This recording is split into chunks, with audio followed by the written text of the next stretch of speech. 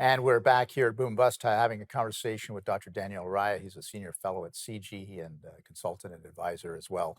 Daniel, I guess you've also talked a little bit about China. So again, how do we as a world deal with China's AI agenda in your judgment? I mean, I think this is the most complicated problem going forward. Uh, I spent a lot of time in China. I was in Shanghai recently, and China is a very insular society. It's, by our standards, quite introverted, but it's also obviously ambitious. And so they're trying to, through the Belt and Road Initiative and through technological advancement, have a role to play in not just AI, but robotics, quantum computing, biotech, a series of frontier technologies that will shape not just the economy, but every society in the world. And so I very much advocate for multilateralism. And I don't mean to be naive about that. I'm not saying that, um, you know, China is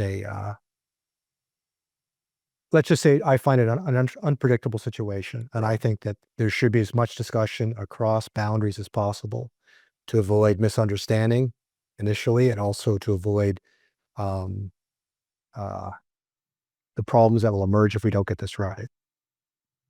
So we do need to have that dialogue. It's not as if we should automatically construct a technology system with the West on one side and China on the other. I don't think that'll work. One of the problems with AI, if you look at AI models and you always have to remember that AI is software, right? So China is very dominant in patents now. It's very dominant in open source applications, open source AI models. And that means that these tools proliferate, they disperse quickly over the internet around the world. So it's not the kind of thing we can constrain or stave off or bubble. It's Right. it's it's Pandora's box, right? Gotcha. Gotcha. Now is the time we can talk about Canada. What do you see as Canada's role? What should the role be, and what are the impediments to actually getting there? Yeah, I have a lot to say on this subject, and I want to be as optimistic as possible. I think we've done extremely well in research, as always.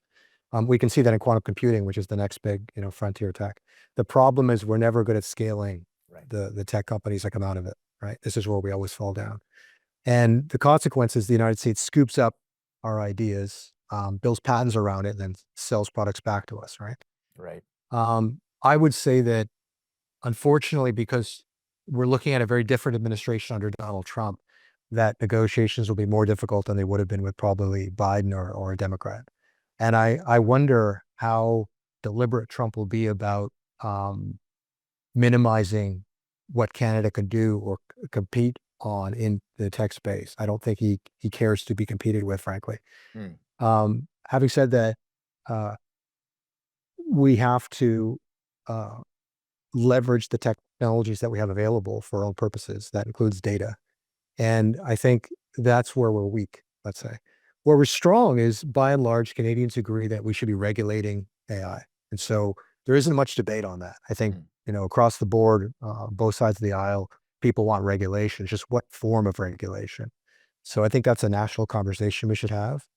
I think we should, you know, if we look at government, I often say a parliament is an agricultural or early industrial institution that's trying to leverage or um, regulate technologies that emerge in a digital speed. And we need to think about how we do government a little differently. If you look at what's going on in the United States right now with Elon Musk's approach to changing how the United States government works, Hmm. I can imagine they'll be deploying a lot of software in trying to automate parts of government and to reduce costs. I mean, they have $35 trillion in debt now, and we're not that different ultimately. We're going to have to think about how we begin to re-examine or transform how our government works. That isn't to say we ignore, the sort of benefits of the democracy in favor of automation. I don't think that would ever make sense. But we have to balance the conversations, the discourse, um, the, uh, the power of democracy with the power of technology. That's what we have to reexamine. It's a different era, and I think Right. we have a different set of tools, so we need to be a little smart about it. Yeah, no, hold that thought. I'd like to return to that after the break because I think that is a critical point of the dialogue. We'll be back after these messages.